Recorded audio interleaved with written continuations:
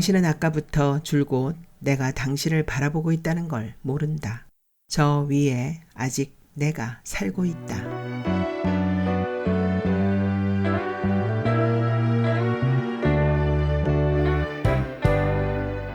잔의 밑바닥에 남아있는 커피 찌꺼기의 무늬.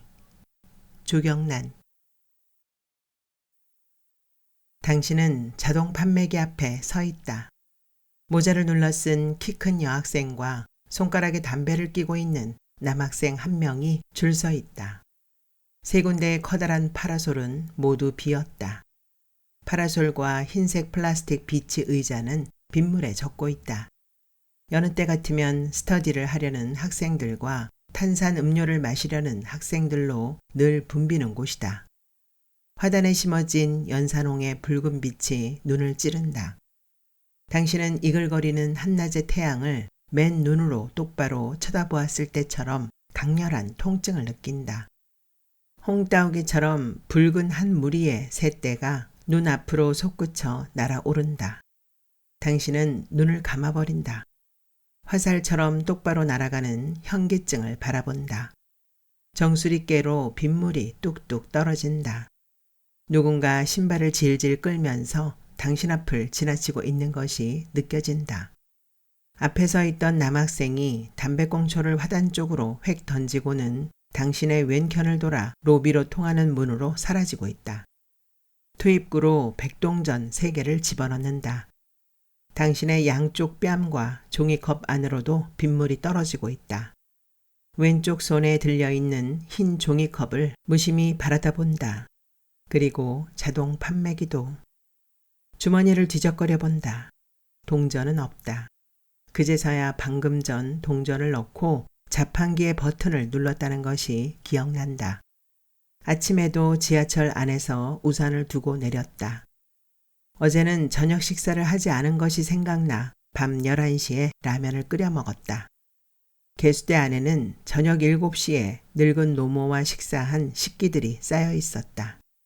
손목시계는 정확히 4시를 가리키고 있다. 이제 수업을 시작해야 할 시간이다. 그런데도 당신은 우두커니 야외 휴게실에 서 있는다. 마치 지금부터 뭘 해야 할지 모르는 사람처럼. 당신은 그렇게 꼼짝 않고 서서 온몸으로 비를 맞고 있다. 커피는 식어가고 있다. 얇은 재색 셔츠가 빗물에 젖는다. 사선으로 그어지던 가는 얼룩은 핏물처럼 빠르게 번져들고 있다. 당신은 아까부터 줄곧 내가 당신을 바라보고 있다는 걸 모른다. 저 위에 아직 내가 살고 있다. 학생들은 서둘러 가방을 챙겨들고 강의실을 빠져나간다. 당신은 6층에 있는 엘리베이터를 사용하지 않고 계단을 오른다. 오른손에는 빗물에 흠뻑 젖은 셔츠를 들고 있다. 흰색 반소매 면티에도 아직 물기는 남아있다. 8층 강사실을 그냥 지나친다. 11층에는 학원에서 운영하는 카페가 있다. 종강하는 날 몇 번인가 학생들과 이곳에 와서 프리토킹을 하거나 차를 마신 적이 있다. 언젠가 내가 당신을 기다린 곳이기도 하다. 카페의 화장실 쪽 출입구로 비켜들면 건물 옥상으로 통하는 좁은 문이 보인다. 학생들은 출입이 금지된 곳이다. 그건 강사들도 마찬가지이다. 그곳에 옥상으로 통하는 문이 있다는 걸 아는 사람도 극히 드물다. 당신은 가끔 몸을 잔뜩 웅크리고 그 출입문을 통해 옥상으로 올라간다. 빗줄기는 그쳐 있다. 서쪽 하늘은 여태도 잿빛 구름들이 잔뜩 몰려 있다. 마른 번개가 한번 지나간다. 당신은 두 팔을 흐느적거리며 천천히 옥상을 거닌다. 얼핏 보면 이른 식사를 마친 후 공원에 나와 한가롭게 산책을 즐기는 사람 같다. 그러나 나는 아주 가까운 거리에서 당신을 지켜보고 있다. 당신 얼굴은 밀랍을 씌워놓은 듯 창백하고 무표정하다. 나는 그만 당신을 외면하고 싶다. 당신의 표정은 어느 때인가에 나를 꼭 빼닮아 있다. 가면 같은 무표정 혹은 느닷없이 터지는 커다란 폭소. 이제 나는 안다. 그것이 일종의 징후였다는 것을.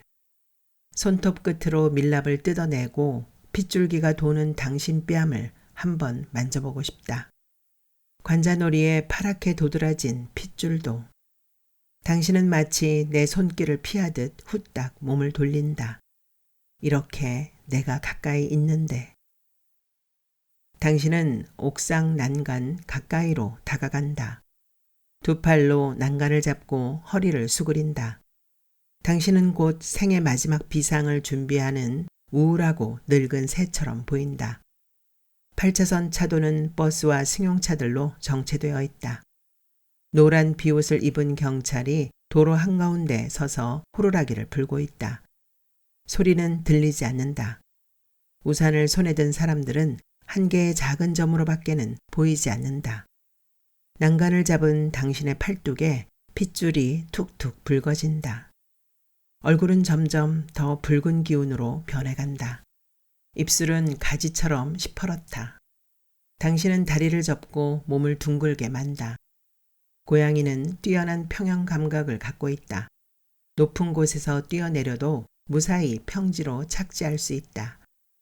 그러나 당신이 원하는 것은 그런 도약 능력이 아니다. 여기는 14층이나 되는 높은 건물이다. 아무도 없는 옥상이다. 당신의 셔츠는 젖어 있다. 나는 두려운 눈으로 당신을 바라보고 있다. 영화가 상영되고 있는 곳은 지하 2층이다. 고전 영화를 전문으로 상영하는 극장이다. 영화는 이미 40여 분 전에 시작되었다. 그래도 당신은 표를 사고 묵묵히 지하로 걸어 내려간다. 오래된 공기 냄새와 눅눅한 기운이 당신을 감싼다. 화장실로 들어가 손을 씻는다. 아래턱 밑에는 핏물이 밴 상처가 나 있다. 아침에 면도할 때 생긴 상처이다. 입술 양쪽으로 서너 개의 작은 상처가 더 나 있다. 캔 음료 2개를 산다. 어쩌면 당신은 무심코 영화표도 2장이나 샀는지도 모른다. 영화표를 주머니 속으로 구겨 넣고 휘장을 들춘다. 제목도 알 수 없는 로큰롤이 귀청으로 쏟아진다. 관객은 10여 명도 돼 보이지 않는다. 입구 쪽 가까운 자리에 가서 무너지듯 주저앉는다. 지금은 아주 늙어버린 미국 배우들 2명이 오토바이를 타고 도로를 질주하고 있다. 캔 음료의 뚜껑을 비틀다가 당신은 문득 방심한 자세로 해변을 거닐다가 유리 조각에 발을 찔렸을 때처럼 깜짝 놀라 주위를 둘러본다. 옆자리는 텅 비어 있다. 푸르스름한 어둠 속으로 먼지의 입자들만이 고요히 날아오르고 있다. 귀청을 찢어대는 듯한 총소리, 고속도로 선상에서 트럭을 몰고 가던 익명의 사내가 주인공에게 총탄을 퍼붓고 있다. 주인공의 호흡이 서서히 끊어지고 있다. 당신은 누구에게 알 것도 없이 혼자 중얼거린다. 자유를 행동으로 옮기는 것은 언제나 어려운 일이다. 나는 그 말을 이렇게 바꾼다. 죽음을 행동으로 옮기는 것은 언제나 어려운 일이다. 라고. 혹시 당신은 그런 말이 하고 싶었던 건 아니었을까?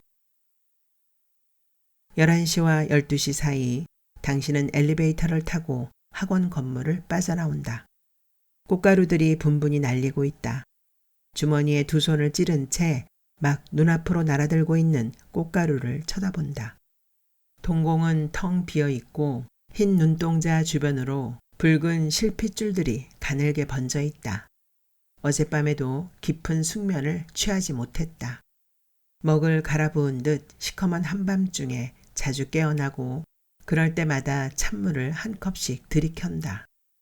이따금씩 방문을 열고 나갈 때마다 따로 둘 곳이 없어 실내 아무 곳에서나 걸쳐놓은 시체처럼 축 늘어진 옷가지들이나 굽어버린 팔다리를 끌고 소리도 없이 어두운 실내를 서성거리는 모친을 맞닥뜨리기도 한다.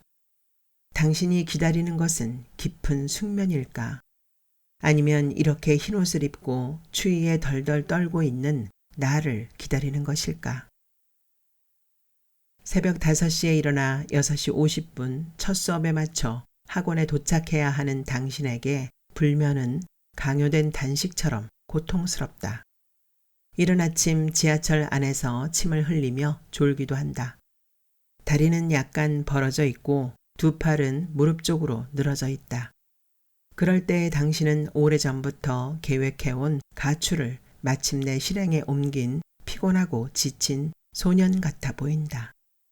나는 당신이 조금 더 잠들 수 있도록 팔을 벌리고 가는 시간을 막아보기도 한다.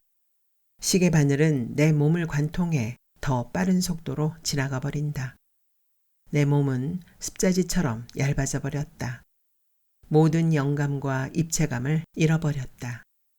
종종 당신이 그런 것처럼 나도 발바닥에 유리 조각이 박힌 것처럼 깜짝 놀라 손가락을 벌리고 내 몸을 더듬어 볼 때가 있다. 살짝 튀어나온 이마, 적당하게 솟아오른 콧날, 복숭아만 했던 가슴. 그런데 지금은 아무것도 만져지지 않는다.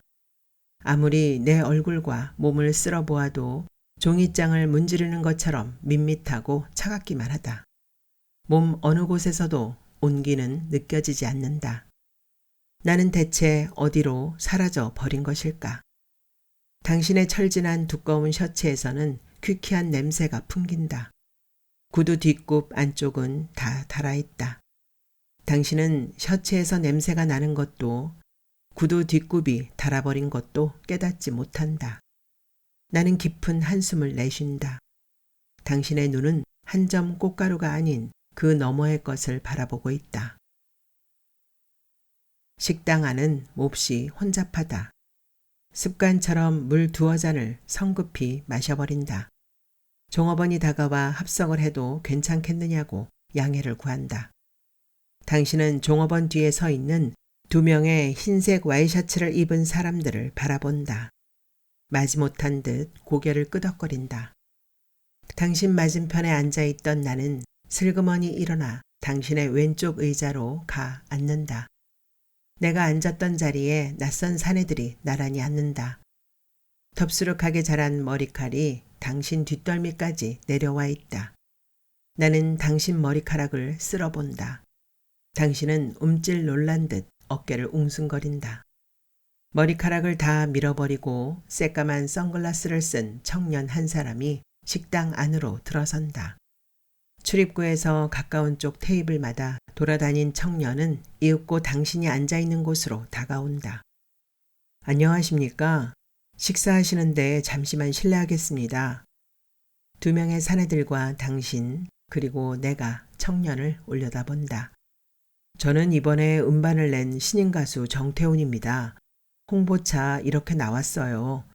다음 주부터 라디오 전파를 타게 될 것 같은데 저 강변역에서라는 노래 기억하시죠? 왜 80년대 후반에 크게 유행했었지 않습니까? 그 노래를 작곡한 분이 이번에 제 음반에 실린 노래들을 작곡해 주셨어요. 사시면 후회하지 않을 겁니다. 지금 트라이 중인데 잘하면 텔레비전에도 출연하게 될지도 몰라요. 오늘이나 내일 중으로 연락이 올 거라고 했는데 마음이 급해서 이렇게 제가 직접 음반을 들고 나왔습니다. 이거 사시면 제가 사인해. 그래, 한 장에 얼마라는 거야? 맞은편에 앉아있는 사내가 성가시다는 듯 청년의 말을 자른다. 종업원이 다가와 사내들 앞에 산채 비빔밥과 된장찌개를 차려놓는다. 당신은 사내들보다 먼저 식사를 주문했던 것을 떠올린다. 당신 앞에는 아직도 빈 물컵만 놓여있다. CD는 한 장에 8,000원만 받고요. 이 테이프는 5,000원입니다. 그러니까 그게 틀림없이 그쪽 노래라는 거야? 청년이 CD 앞면에 찍힌 표지 사진을 제 얼굴 옆에 갖다 붙인다. 꼭 같은 얼굴이다. 밥을 떠먹던 사내들이 약속이나 한 듯 한꺼번에 당신을 쳐다보고 있다. 청년도 아무 말 없이 빈 물컵을 만지작거리고 있는 당신을 내려다본다. 당신은 주춤거리며 지갑을 꺼낸다. 사내들은 밥 한 공기를 더 주문하느라 종업원을 불러대고 5,000원을 받아든 청년은 식당 출입문을 나서고 있다. 12시 5분 전 당신은 영선의 전화를 받게 된다. 자동 판매기에서 뽑아들고 올라온 종이컵을 들고 강사실 한쪽 소파에 몸을 묻고 앉는다. 오후 첫 수업에 들어가려면 아직 10분 더 남아있다. 촘촘한 철망에 대고 햇솜을 문질러 대는 것처럼 곱고 가벼운 꽃가루들이 창 밖으로 휘날리고 있다. 당신의 눈은 아직도 허공에 붙박여 있다. 나는 벌써 저녁 9시에 당신을 본다. 당신은 샤워 후 모친이 챙겨준 내일을 갈아입고 방에 혼자 앉아있다. 텔레비전에서는 뉴스가 진행되고 있다. 아나운서들의 목소리는 들리지 않는다. 볼륨은 0으로 줄여져 있다. 비좁은 방 안을 서성거리다가 창문을 반쯤 열어둔다. 책상 위에 놓인 카세트의 스위치를 꽂는다. 비닐 포장을 벗기고 낮에 식당에서 산 테이프를 밀어넣는다. 플레이 스위치를 누른다. 당신은 노래 가사가 적힌 종이를 들여다보며 귀를 기울이고 있다. 아무 소리도 들리지 않는다. 자세히 귀를 기울여 보면 간혹 오래된 영화 필름이 돌아갈 때처럼 지직거리는 소리가 들리기도 한다. 테이프를 한참 뒤로 돌려본다. 다시 플레이 동작 버튼을 누른다. 어떤 노랫소리도 들려오지 않는다. 당신은 헛기침을 하듯 짧게 웃는다. 공테이프를 꺼내 케이스에 넣는다. 책상 밑에 있는 휴지통으로 던져 넣는다. 텔레비전 볼륨을 높인다. 당신의 눈밑은 검고 푹 꺼져 있다. 저 한영선이에요. 네, 오랜만이군요. 이렇게 전화를 드리는 게 어떨지 한참 생각했었어요. 아직 그래도 되는 건지 싶어서. 당신에게 그 전화를 걸기 위해서 영선은 여러 날을 고민했었다. 작정하고 전화를 걸었다가 당신이 받으면 그냥 끊기도 했다. 당신이 그저께 저녁에 받았다 끊어진 전화 적현에는 한숨을 후루룩 내쉬는 영선이 있었다. 괜찮습니다. 말씀하세요. 조금 있다가 수업 들어가야 하거든요. 당신 목소리는 차분하다. 영선이 느끼기에는 조금 차가울지도 모르겠다. 내일 기억하고 계신가 해서요. 알고 있습니다. 아무도 없잖아요. 우리들 밖엔. 어머닌 또 병원에 들어가 계시고 성준이는 휴가를 얻지 못했다고 하네요.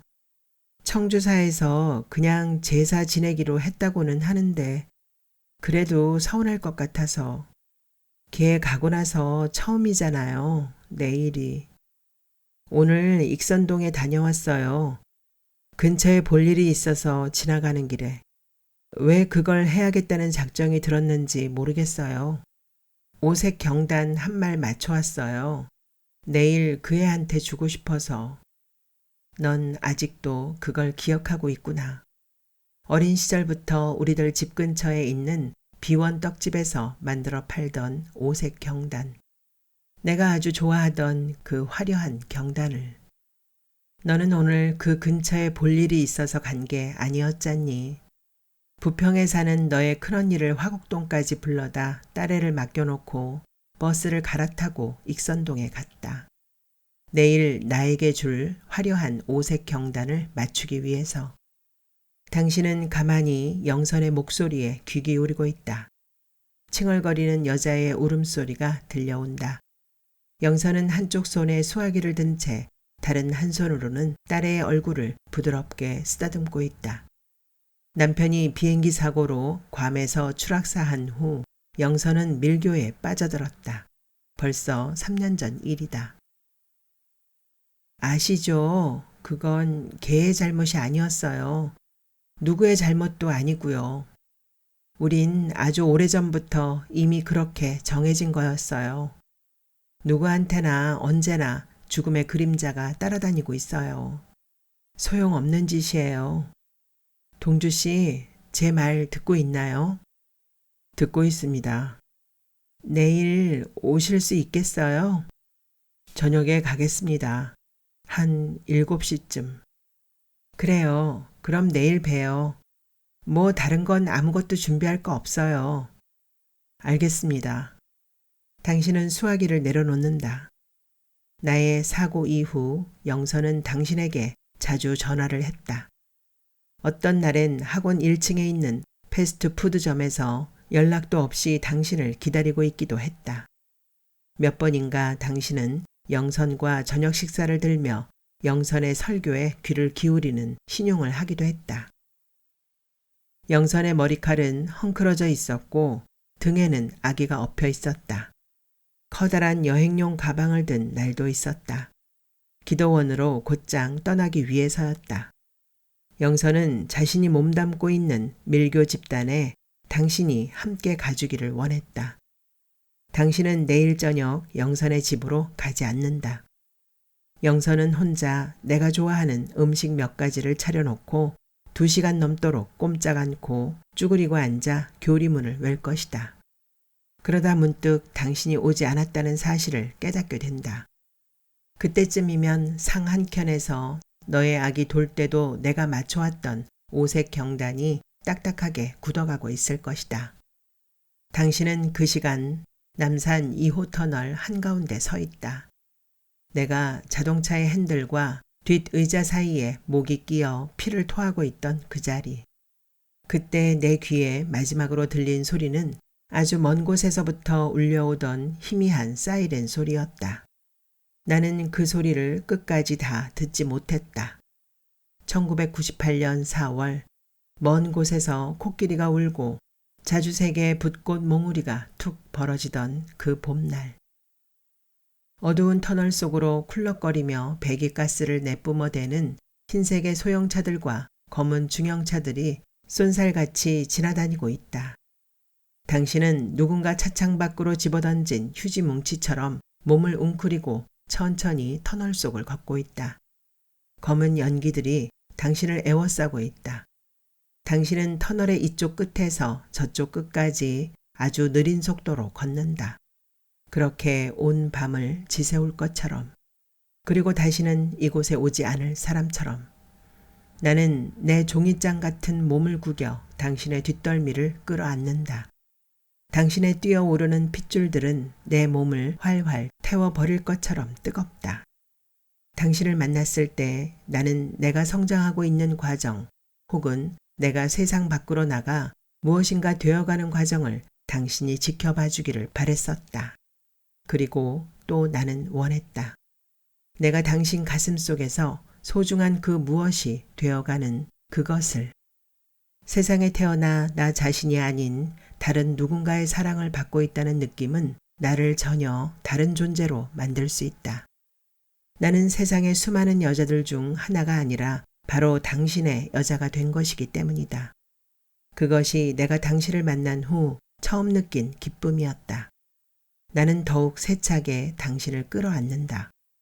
날카로운 가시가 돋친 사막의 커다란 선인장 한 그루가 내 몸 한가운데를 획 관통하고 지나가는 것 같다.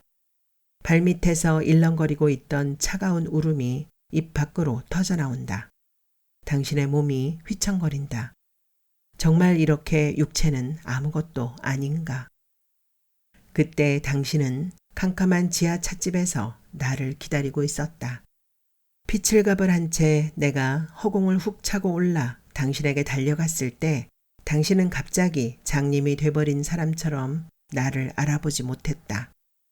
오후의 터널은 낮은 조도와 오래된 먼지들 때문에 당신이 나를 기다리던 지하찻집보다 어둑신하고 습한 냄새가 차 안으로 밀려들고 있었다.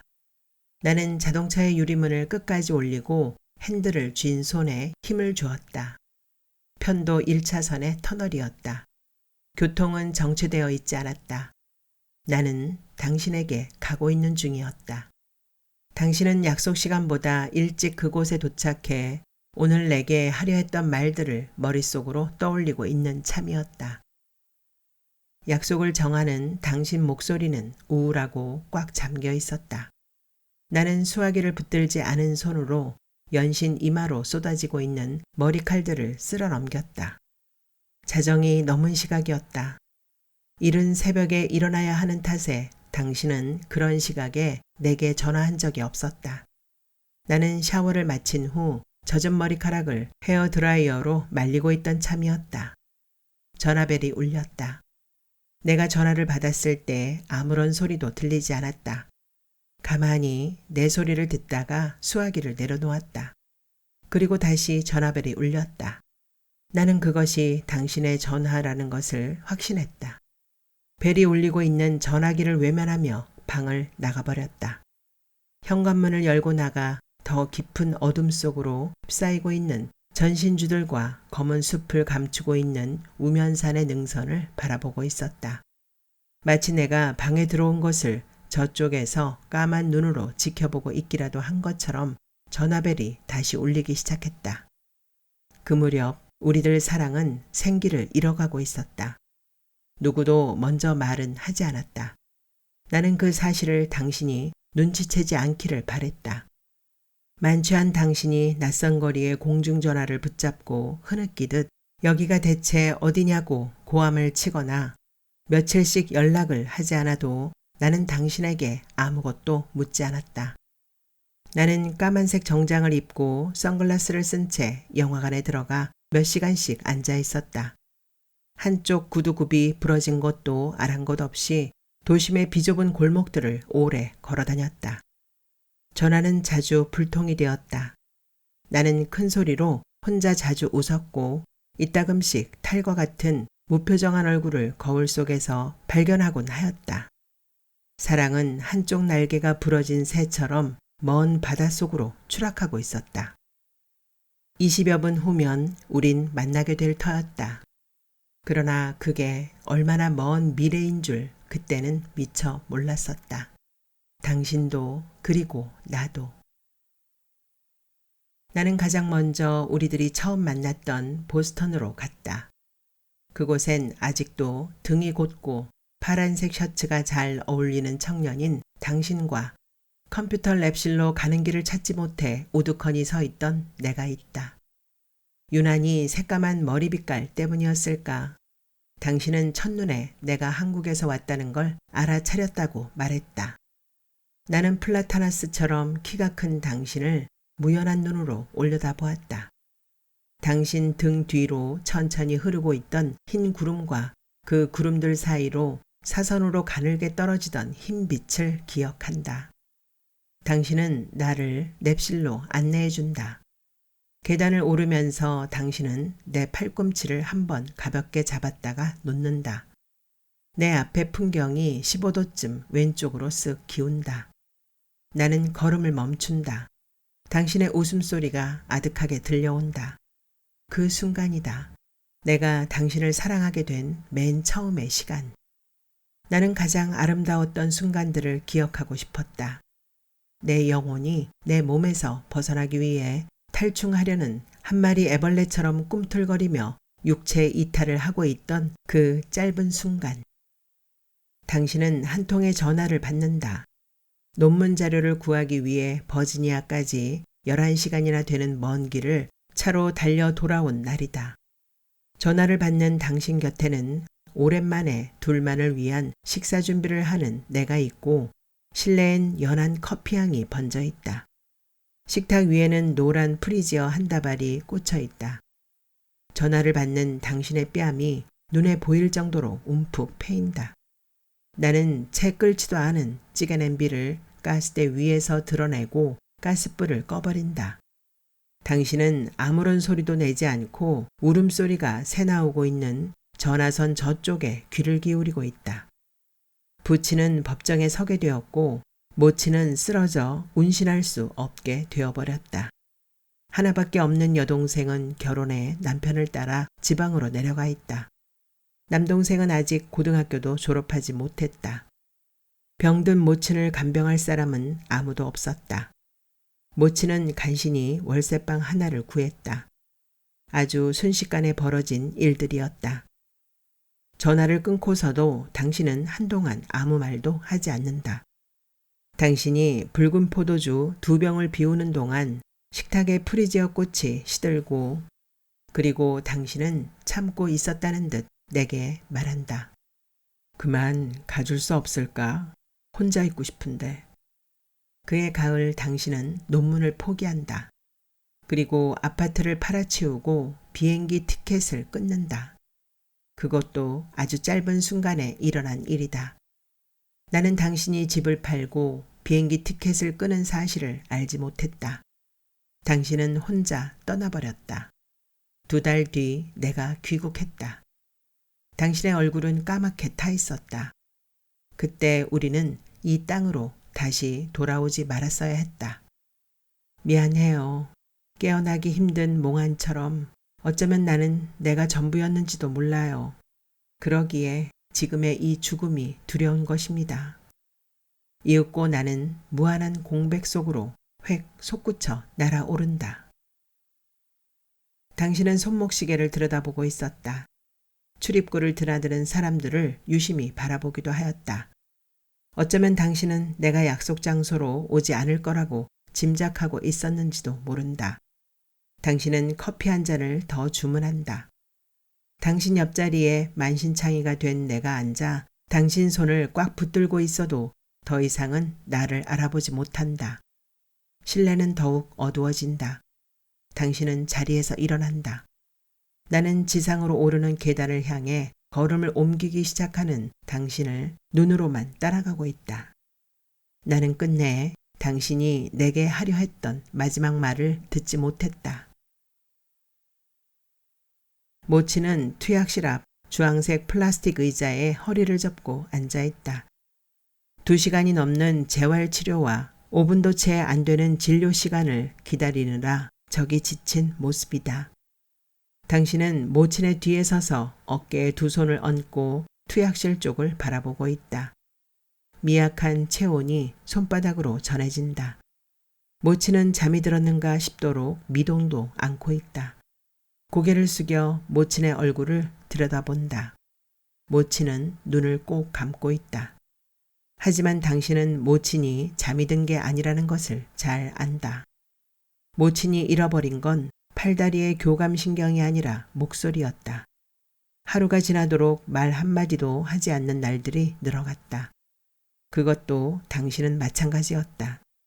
새벽녘에 화장실 문 앞에서 마주쳐도 당신과 모친은 거리의 낯선 타인들처럼 서로 어깨를 비키며 그냥 지나쳐버리곤 한다. 담배 한 대 피우고 금방 돌아올게요. 약이 나오려면 아직도 20여 분 이상은 더 기다려야 할 것이다. 약을 탄 후에는 주사실로 가야 한다. 병원 현관 밖으로 나와 담배를 꺼내 문다.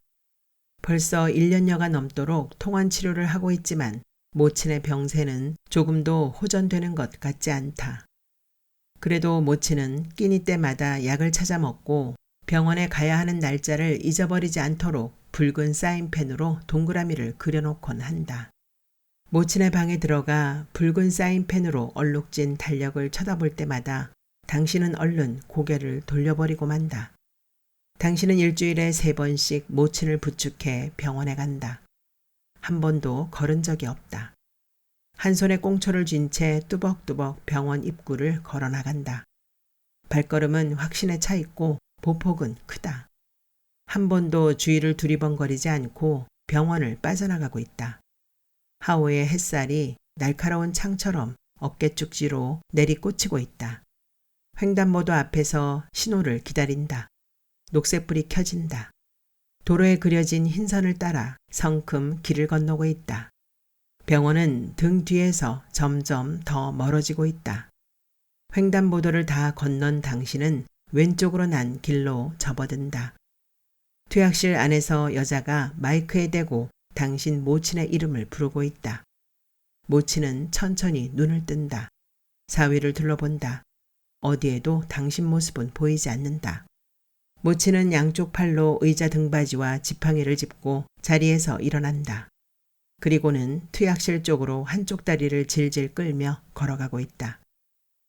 당신은 낚시용품 판매점과 의류상가 사이로 난 비좁은 골목으로 접어든다.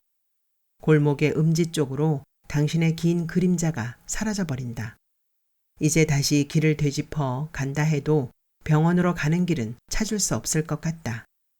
병원을 나선 이후 한 번도 뒤를 돌아본 적이 없었으니까. 반쯤 셔터가 내려져 있고 검은 썬팅을 한 가게들이 즐비하게 늘어서 있다.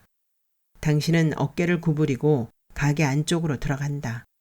머신 돌아가는 소리가 귀를 울린다. 담배를 입에 문 사내들이 코인 머신 앞에서 횡을 이루고 앉아 레버를 잡아당기고 있다. 당신은 만원권 석장을 꺼내 동전으로 바꾼다. 빈 머신 앞으로 가 앉는다. 동전을 집어넣는다. 화면이 빠르게 돌아간다. 레버를 힘껏 잡아당긴다. 한 움큼의 동전이 와르르 쏟아져 나온다. 영선아, 통로 쪽 좌석에 앉힌 네 아기를 얼른 창가 쪽으로 바꿔 앉히렴. 고속버스는 이제 왼쪽으로 급 커브를 틀 거야. 시간이 얼마 없어. 다음 휴게소를 지나면 바로. 수업을 마친 당신은 강사실을 지나친다. 내쳐 계단을 올라간다. 수업을 끝낸 학생들이 서너 명씩 계단을 내려오고 있다. 누군가 인사를 하는 것도 같다. 당신은 그의 얼굴을 쳐다보지 않는다. 카페와 화장실 옆 비상구로 올라간다. 옥상 한가운데 서서 오래 참고 있었다는 듯 긴 숨을 몰아쉰다. 한쪽 손에 들고 있던 교재를 저쪽으로 획 집어던진다. 당신 두 손엔 이제 아무것도 들려있지 않다. 셔츠 등 쪽으로 땀이 배어들고 있다. 주머니에 손을 찌른 채 배회하듯 옥상 주변을 거닌다. 10분 후면 오후의 마지막 수업을 시작해야 한다. 며칠 전에도 아침 수업에 들어가지 않았다. 학생들의 컴플레인은 인터넷을 통해 들어오게 돼 있다. 한 달 강의가 끝날 때마다 강의 설문지도 돌려지고 있다. 학원 원장은 당신을 육충복도 끝에 있는 원장실로 불렀었다. 바로 며칠 전의 일이다. 당신의 콧등으로도 촉촉하게 땀이 배어들고 있다. 셔츠를 벗어버린다. 흰색 반팔 면티와 베이지색 면바지를 입고 있는 당신은 곧 피크닉이라도 갈 사람처럼 생기있고 경쾌해 보인다. 쇠 난간을 사이에 두고 무릎 높이만큼 붉은 벽돌로 둘러쳐진 곳까지 다가간다. 허들을 뛰어넘듯 가볍게 막은 벽을 넘는다. 호흡을 고른다. 당신의 몸은 이제 건물 외벽과 너무 가까운 곳까지 와버렸다. 얼굴엔 희미한 미소가 번지고 있다. 10cm도 안 되는 쇠 난간폭 위로 올라선다. 어디선가 바람 한 점만 불어와도 당신의 몸은 저 보도나 차도 위로 순식간에 떨어져 버릴 것만 같다. 당신은 자꾸만 웃고 있다. 아무도 없는 옥상으로 이빨을 갈아대는 듯한 웃음소리가 번지고 있다. 나는 이제 더 이상 망설이지 않겠다. 당신은 두 팔을 벌리고 서 있다. 나는 당신 쪽으로 더 가까이 다가간다. 당신은 한쪽 발을 난간 밖으로 약간 내민다. 상체가 한번 휘청거린다. 발밑을 내려다본다. 현기증이 당신의 양쪽 관자놀이 사이를 뚫고 지나간다. 한 무더기의 새하얀 빛이 눈앞을 스친다. 두 팔이 희미하게 떨리고 있다. 나는 지금 바로 당신 등 뒤에 서 있다. 어머, 저 사람 좀 봐. 대체 뭘 하고 있는 거니? 길 건너편 창밖이 내다보이는 베이커리에 앉아있던 사람들의 수군거리는 소리가 내 귓가로 들려온다. 당신은 아무런 소리도 듣지 못한다. 유리문을 밀고 몇몇의 사람들이 보도로 나와 학원 건물 옥상 쪽을 바라보기 시작한다. 시간은 얼마 남지 않았다. 사람들의 무리가 점점 더 불어나고 있다. 당신은 결연히 두 눈을 꾹 감아버린다. 나는 당신 귀에다 입술을 꼭 갖다 붙이고 다정하게 속삭인다. 금방이면 돼. 아주 잠깐이면 모든 게 끝나버릴 거야. 나는 있는 힘을 다해 당신 등을 확 밀어버린다. 비명소리가 터져나온다. 외틀어져 버린 당신의 몸은 쇠 난간의 짧은 창살에 걸린다. 당신의 두 발은 허공에 길게 걸려있다. 발에 걸려있는 것은 아무것도 없다.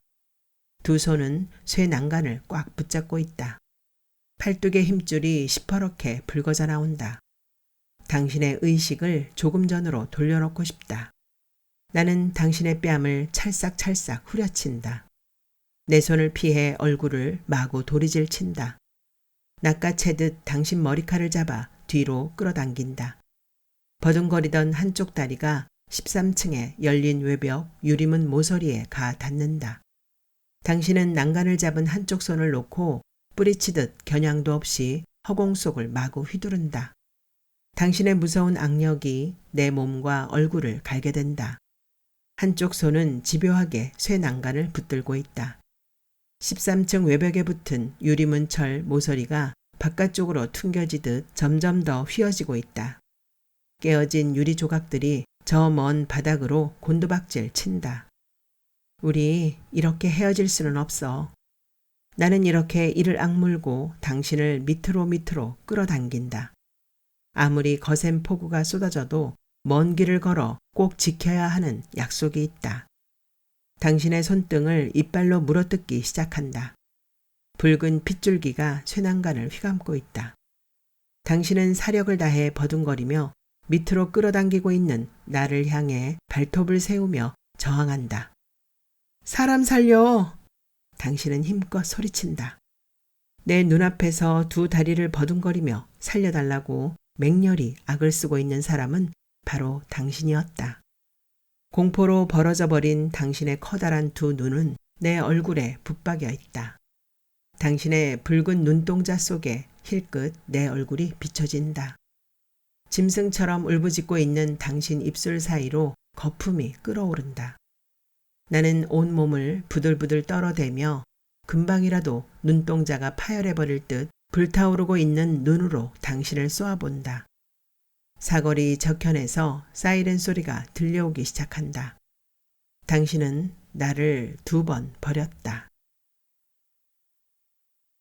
당신은 4인용 좌석에 혼자 앉아 있다.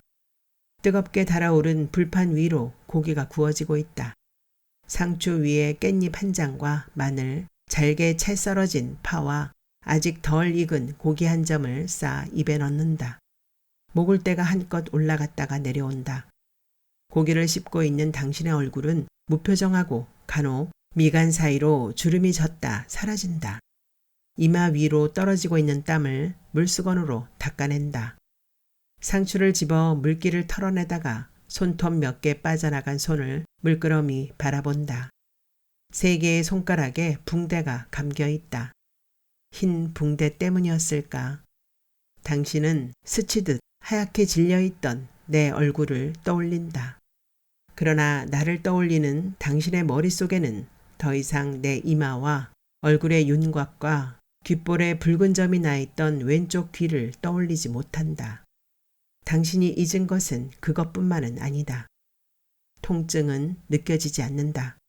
주먹을 꽉 쥐어본다. 푸른 정맥들이 손등으로 인맥처럼 번져 있다. 당신은 당신의 왼손으로 오른손 등을 부드럽게 쓰다듬었다가 다시 오른손으로 왼손 등을 쓰다듬어 본다. 두 손을 활짝 펴보기도 한다. 아주 짧게 한 번 웃는다. 불고기 2인분을 더 주문한다. 다 먹어치운 배추김치와 오이 냉국 한 그릇도 더 주문한다. 불판 가장자리로 검게 탄 고깃점들이 쌓여 있다. 테이블 위로 고기 2인분이 담긴 접시가 놓여진다. 설렁탕을 먹고 있던 옆 테이블의 남자 2명이 가끔 당신 쪽을 힐끗거리기도 한다. 당신은 검게 타버린 고깃점들과 새로 놓인 고기 접시를 번갈아 대며 쳐다본다. 아무것도 할 게 없다는 듯 다시 젓가락을 집어 고기들을 불판 위로 가져간다. 당신은 먹는 것과 먹지 않는 것에 대해서 한 번도 생각해 본 적이 없다. 그러나 당신은 아주 오랫동안 허기에 줄였던 사람처럼 연신 고기를 씹고 오이 냉국을 그릇째 후룩 들이켠다. 물 한 잔을 다 마신 후 냅킨을 반듯하게 접어 입가를 문지른다. 고기는 한 점도 남아있지 않다. 의자를 밀치고 일어서서 음식 찌꺼기들로 얼룩진 빈 접시와 고기 불판과 밥그릇들을 굽어본다. 당신은 한번 부르르 몸을 떨어대며 도망치듯 식당문을 밀치고 밖으로 나온다. 당신은 그 청년의 얼굴을 기억하고 있다. 청년은 학원 건물 옆 대형 서적 앞 벤치에 앉아있는 사람들 앞에 서서 자신의 새로 나온 음반에 관한 이야기를 하고 있다. 가판대에서 조간신문 한 장을 뽑아든다. 1,000원짜리 지폐 한 장을 꺼내 가판대 주인에게 내민다. 청년은 가방 속을 뒤적거려 CD와 테이프들을 꺼내고 있는 참이다. 공중전화 부스로 들어간다. 전화번호부 수첩을 펼쳐놓고 꾹꾹 힘을 줘가며 번호를 누른다. 모두들 부재 중이거나 집을 비우고 있다. 수첩 한 장을 더 넘긴다. 동전을 더 집어넣는다. 긴 신호음이 이어지고 있다. 영선의 집에는 아무도 없다. 전화부스를 나온다. 학원 건물 쪽으로 걸음을 옮긴다. 문득 몸을 돌린다. 당신은 청년 쪽으로 되돌아간다. 당신은 마치 오래전 친구를 만난 것처럼 그의 어깨를 툭 친다.